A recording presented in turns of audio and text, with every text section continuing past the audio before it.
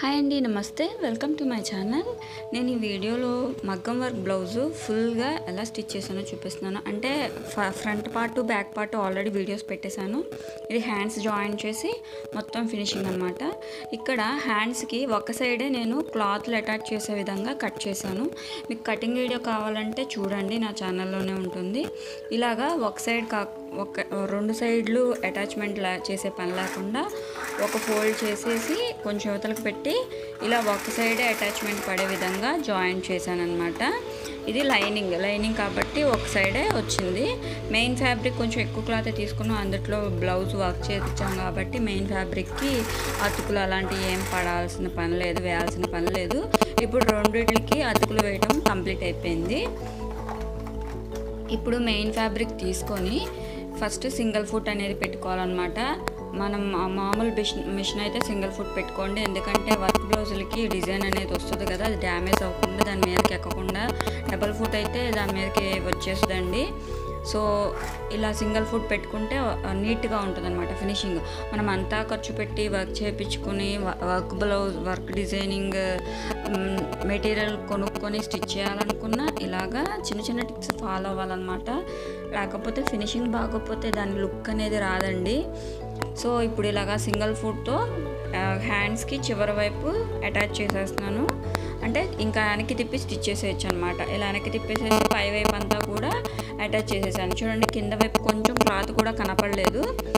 ఇలా వస్తుంది అనమాట మనం సింగిల్ ఫుట్తో స్టిచ్ చేస్తే. ఇది మామూలు మిషన్కే నేను సింగర్ మిషన్ని ఫిట్ చేశాను అనమాట. ఈ మిషన్ని మీకు కొత్తగా అనిపించవచ్చు చూస్తే.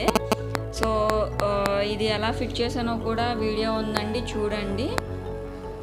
ఇప్పుడు ఒకవైపు మనం మెయిన్ ఫ్యాబ్రిక్కి లోత్ అనేది తీసుకోలేదు.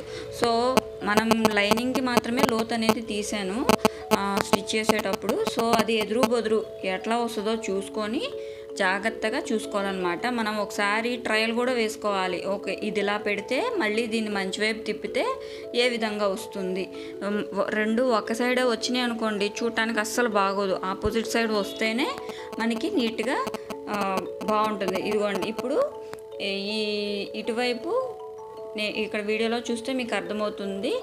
లైనింగ్కి లోత్ ఎటుందో ఫస్ట్ అబ్జర్వ్ చేసుకొని ఎదురు బదురు వచ్చే విధంగా పెట్టుకోవాలి. ఇప్పుడు మనం అటాచ్ చేస్తున్నాం కదా మెయిన్ ఫ్యాబ్రిక్ లైనింగ్, అది ఆపోజిట్ వస్తుందా లేదో ఒకసారి కుట్టకుండా కూడా ఒకసారి అటాచ్ చేసుకొని తిరగ తిప్పి చూడాలన్నమాట, అటాచ్ చేయకముందరేను.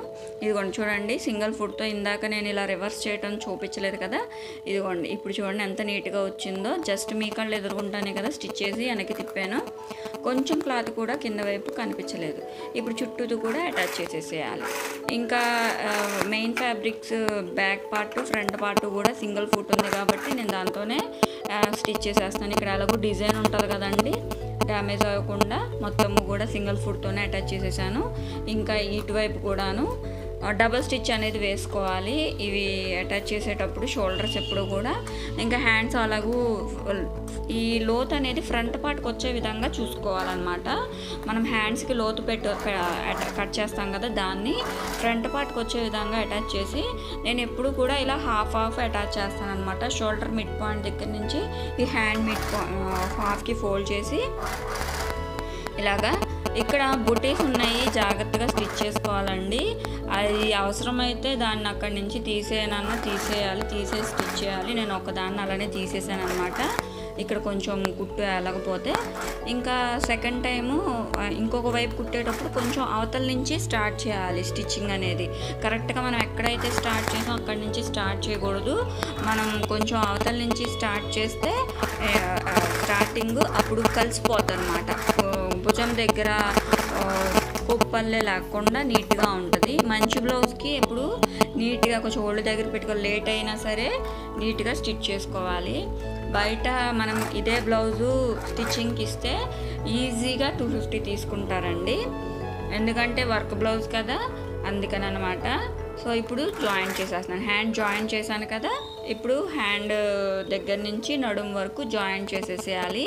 ఇక్కడ నేను నడుం పట్టి వేయలేదు, నడుం పట్టికి మెయిన్ ఫ్యాబ్రిక్కే పైకి ఫోల్డ్ చేసి స్టిచ్ చేస్తాను అనమాట. ఫస్ట్ నార్మల్గా ఒక స్టిచ్ వేసుకోవాలి. ఇక్కడ మనం కొలుచుకొని గీసిన క్లాత్ అంతా లోపలికి వెళ్ళిపోయింది. మనం ఫినిషింగ్ మొత్తం కంప్లీట్ అయిపోయినాక మన బ్లౌజో లేకపోతే టేప్ మెజర్మెంటో ఒకసారి చూసుకోవాలన్నమాట. కుట్టేసాం కంప్లీట్ అయిపోయిందని పక్కన పెట్టేసేయకూడదు.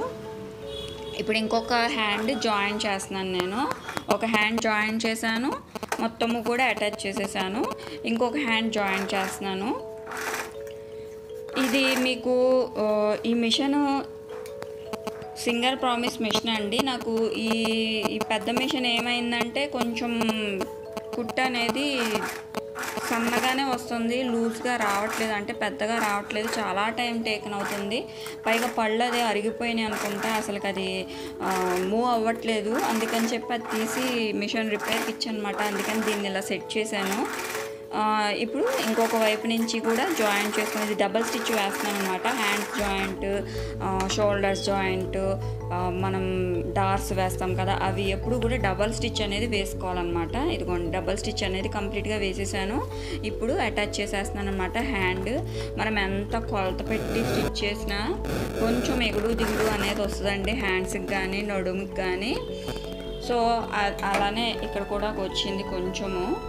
సో దాంట్లో నేను ఏం చేశానంటే నడుము ఓవర్లాక్ వేయకుండా ఆ ఎక్సెస్ పార్ట్ని ఈ క్లాత్ ఏంటంటే దారాలు లెగిసిపోతుంది అనమాట. పట్టు క్లాత్ కదండి, దారాలు బాగా వచ్చేస్తుంది. ఒక్కొక్కసారి మనం కుట్టిన బ్లౌజులకు కూడా జాయింట్స్ దగ్గర లేకపోతే నెక్ దగ్గర ఫ్రంట్ మెయిన్ ఫ్యాబ్రిక్ దారాలు అనేది పైకి వచ్చేస్తూ ఉంటాయి. అలా రాకుండా ఉండాలంటే మనం ఇక్కడ ఈ ఎడ్జెస్ అనేది ఫోల్డ్ చేసి స్టిచ్ చేయాలన్నమాట. ఇక్కడ చూస్తున్నారు, మీరు గమనించినట్లయితే ఎన్ని దారాలు వచ్చేస్తున్నాయో బయటికి. సో ఇది కంప్లీట్ అయిపోయింది జాయింట్. మీకు లోపల వైపు కూడా ఒకసారి తిప్పి చూపిస్తున్నాను అనమాట. హ్యాండ్ దగ్గర కానీ నడుము దగ్గర కానీ ఇక్కడ చూడండి కరెక్ట్గా వచ్చింది. హ్యాండ్ జాయింట్ దగ్గర కానీ ఇలా ఉంటేనే ఫినిషింగ్ బాగుందంటన్నమాట. సో ఇక్కడ కొంచెము కుట్టు అనేది పడలేదు, ఎందుకంటే ఇక్కడ బుట్టీస్ అనేది ఉంది కాబట్టి. సో అందుకని మీకు చూపిస్తున్నాను. మొత్తం మళ్ళీ స్టిచ్ వేసాను దాన్ని. ఇక్కడ ఏంటంటే నేను ఓవర్లాక్ చేయకుండా అప్పటి వరకు ఈ బ్లౌజ్ దారాలు అనేది ఊడిపోతూ వస్తున్నాయి అనమాట. అందుకని చెప్పి నేను ఇలాగా ఫోల్డ్ చేసి స్టిచ్ చేస్తున్నాను. ఇది ఇట్లా కూడా కుట్టుకోవచ్చండి, ఎందుకంటే మన బ్లౌజే కదా. సో అందుకని చెప్పి నేను ఇలాగ నీట్గా కూడా వచ్చిందండి. ఇలా ఫోల్డ్ చేసి స్టిచ్ చేయటం వల్ల చాలా ఫినిషింగ్ నీట్గా బాగుంది కూడాను. ఒకసారి మీరు ఓవర్లాక్ లేకుండా ఇలా ట్రై చేయండి. ఎందుకంటే నాకు అక్కడ ఓవర్లాక్కి ఒక 4-5 జాకెట్లు ఇస్తానమాట. ఆ జాకెట్లు ఇచ్చే టయానికి దారాలన్నీ బయటకు వచ్చేస్తాయి. అలా ఉందన్నమాట ఇక్కడ పరిస్థితి. సో అందుకని నేను ఇలాగా ఎడ్జెస్ ఇలాగ ఫోల్డ్ చేసి స్టిచ్ చేస్తాను. ఇదిగోండి ఇక్కడ చూడండి ఎట్లా వచ్చేస్తున్నాయో దారాలు. సో అందుకని చెప్పి మొత్తము కూడా ఇలాగా ఫోల్డ్ చేసి స్టిచ్ చేసేస్తున్నాను అనమాట, రెండు వైపులా కూడా. మీకు కనుక ఈ వీడియో అర్థమైతే ఒక లైక్ చేయండి.